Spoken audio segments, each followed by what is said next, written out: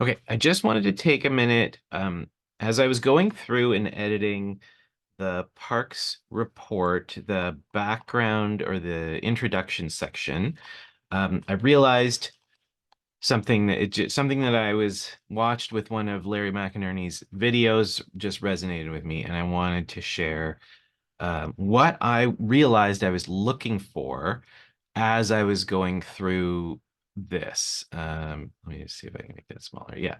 What I realized, I think, I was looking for in here. See if I can just make the text a bit bigger. So I think the point, the question is, how do we open these documents when we're starting with a report or an abstract or uh, whatever it is, grant application? How do we start them, right?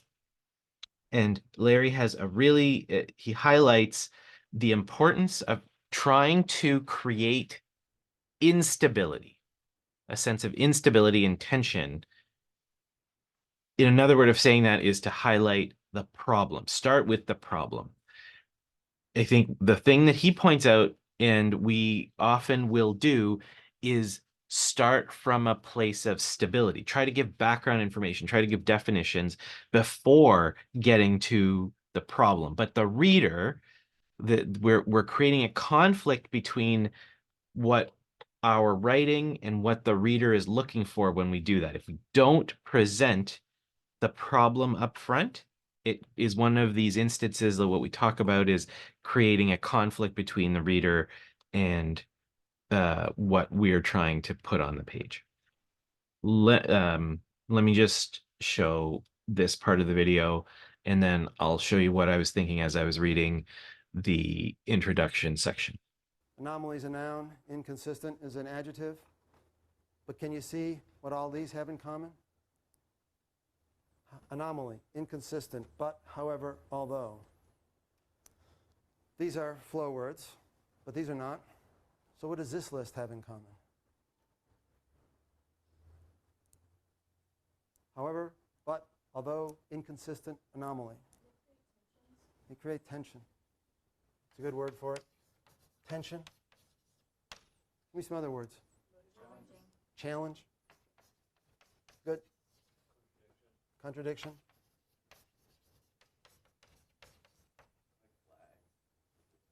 Flags. We use the word for all of this, instability. We use two words. First of all, we use instability. There's not magic. I have no trouble at all if you want to use the words like tension. Can't read my own handwriting. Challenge, contradiction, red flag. We find the word instability to be helpful. Because here's what we think is one general way to talk about it. It's not magic. It's just helpful. And that is, a lot of people come out of school with a model for writing at the beginning of a text that's basically in the mode of explanation. That is, they think that what you should do is give background or something like definitions, and then move to something like a thesis.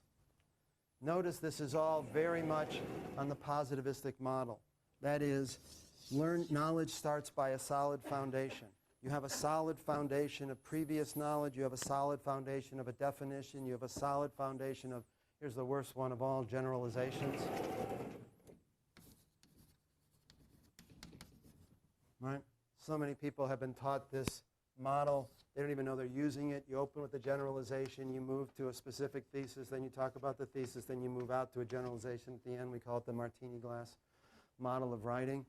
Wow, you don't want to do this. You really don't want to do this. All right? Instead, you open with what I show you on page 8 is a problem. Whose problem? Readers. You got it. A specific set of readers. Not, which is what you're doing right now, very likely, your problem.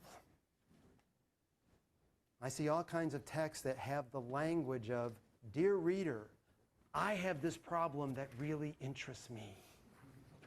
Sometimes you have this sense of, ever since I was young, I've been fascinated by fill in the blank. And now I want you to fund me for a year of solving my problem, of not knowing enough about blank. Right? Wrong problem. Wrong location of the problem. Problem needs to be located not necessarily in the readers, but in something the readers care about. For academics, it's something the readers want to understand. If they're not academics, it's something a problem that the readers want to fix. So for example, I know nobody here is in education, but if you want to get funding and a grant for studying something on education, you start with a problem in the world. We got an education system that's clearly broken. That's a problem. That's a problem your readers care about. Probably not the readers' problem. They actually probably have pretty good educations. They probably are sending their kids to pretty good schools, but they care about that problem. All right? You locate problems in specific reading communities. This is very different from general background or definition. Then you move to a solution. And of course, notice your thesis can be in a solution only if the readers perceive the problem.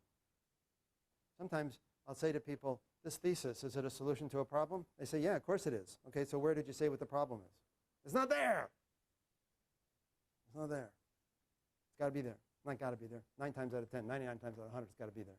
So that the readers can see it's a solution to that problem.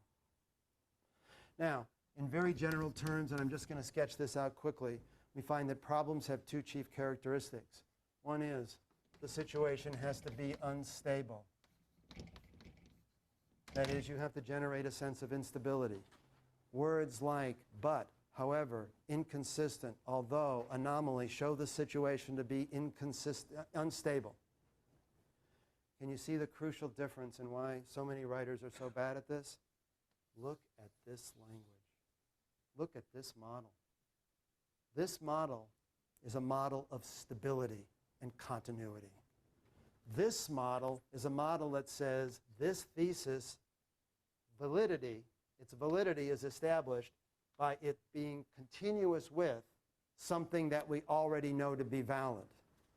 So the language that people use is a language of continuity and consistency. The horrible irony is your readers are actually searching for language of instability, inconsistency, and tension. So the crucial point I want to make is we're back to this interference pattern. People say, well, look, I just want to talk at this point about consistency. I want to show the continuity between what I'm saying and what comes before. That's what I want to do at this part of my text. What happens if the readers are looking at that moment of your text for a problem? What if they're looking to decide whether it's valuable by whether or not they have a problem? It's not neutral. They're looking for something that shows them inconsistency. You are giving them language of continuity. You are interfering with their reading process. They are slowing down. They are getting confused. They're getting aggravated. And they can stop 2 paragraphs into your text. So let's just, with that in mind, let's just think about our introduction background for the Parks report as just a little exercise. And I think, I'm not sure who wrote this. I think Allison did a good job on this, in that there is, so we highlight the challenge. Well, I guess the first thing is, who is the specific set of readers that we're trying to address with this, right? Who's our audience? I think in my mind, it keeps going back and forth between 2 groups. One is Accessibility Standards Canada, who funded this research. We're sending this report to Accessibility Standards Canada, people who care about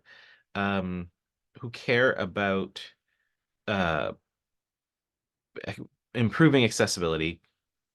The other side is land managers, who, like people at Parks Canada, Ontario Parks, BC Parks, who may use the information in this report to try and improve their specific parks.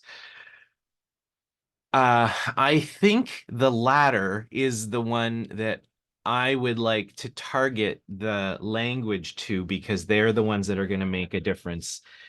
They're the ones that are going to make a difference to this. So if we think about where they're coming from, so I think the way this has opened might be appropriate if we were thinking about it from the perspective of ASC specifically. I think talking about we're talking setting the stage with some information about disability, and then I would say the problem is here, despite I think despite known health benefits, the previous sentence talks about inclusive outdoor recreation offers potential for families to participate in rewarding activities such as this.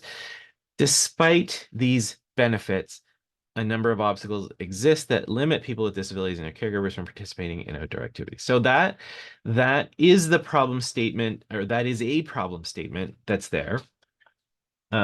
Where I think we might want to take this, though, is starting with something more like this.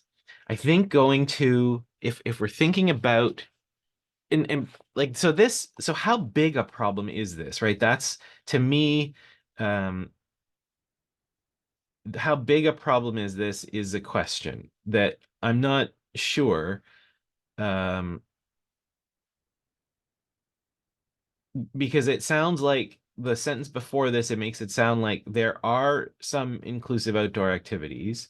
So it's like, yeah, there's a problem, but it's maybe not a huge problem. What I think what I had proposed kind of opening the grant with was something, let's see if I can find it now. Um,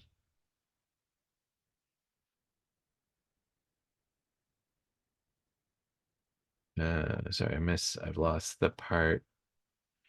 Um,